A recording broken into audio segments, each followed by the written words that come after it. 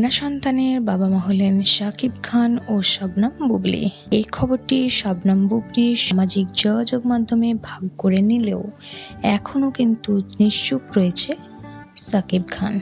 কিন্তু কেন? তো চলুন বিস্তারিত জেনে নেওয়া যাক। 5 জুন বিকেলে শবনম ইয়াসমিন বুবলী সামাজিক যোগাযোগ মাধ্যমে একটি পোস্ট করেন। সেখানে এই আনন্দের খবরটি ভাগ করে নেন এবং সন্তানের জন্য দোয়া চাই সবার কাছে এবং তার মেয়ে সন্তানের নাম রাখা হয়েছে শার্লিন খান।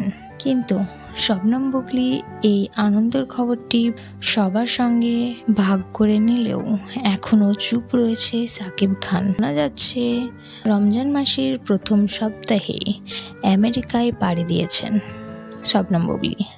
সেখানেই জন্ম নিয়েছে তাদের দ্বিতীয় সন্তান শার্লিন খানেরও জন্ম হয়েছিল সেখানে। কিন্তু সে সময় শোনা গিয়েছিল অন্তঃসত্ত্বা অবস্থায় বুবলীকে রেখে একাই দেশে ফিরেছিলেন শাকিব খান। কিন্তু এবারও তেমনটাই হয়েছে বলে মনে করছে দর্শক। তো বন্ধুরা, আপনাদের এই বিষয়ে কোনো মন্তব্য থাকলে অবশ্যই কমেন্ট করে জানাবেন। ভিডিওটি ভালো লাগলে একটি লাইক করবেন, চ্যানেল সাবস্ক্রাইব করে পাশে থাকবেন।